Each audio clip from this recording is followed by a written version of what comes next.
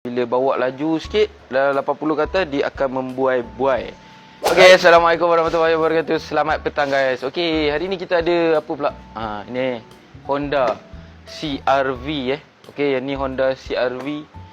Alright, dia datang dengan masalah salah satu masalah dia adalah dia punya suspension lah. Alright, ini exhaust belakang. Exhaust belakang dia pun ada spring. Right? Dia ada spring. Yang komplit punya kita tengok yang komplit punya. Yang tak buka lagi yang jenis macam ni. Alright, buka kot. Okey, yang ni yang jenis ada spring lah. Depan belakang ada spring. Ada jenis yang tak ada spring. Bukan tak ada spring, maksud saya tu dia spring tak duduk sekali. Spring asing. Okey. Alright. Dia datang mengadu ada bunyi. Okey, bila jalan tak rata ada bunyi, dan bila bawa laju sikit dalam 80 kata, dia akan membuai-buai. Alright, so kita check punya check. Yes. Salah satu dia. Tengok dia punya exhauster. Alright.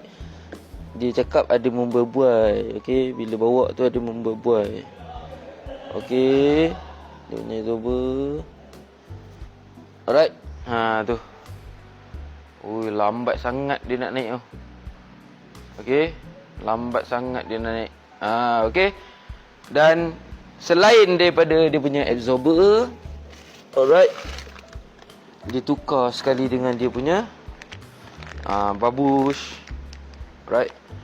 Babus. Dan yang ini mounting absorber dah. Jatuh dah. Okey, mounting absorber dia. Halus je. Alright. Okay. So, siapa-siapa yang ada masalah macam abang kita ni, abang CR-V ni, boleh datang ke Fizi Motorsport Sunway Ipoh, Perak. Alright. Itu saja untuk hari ni. You broke it, we fix it. Assalamualaikum.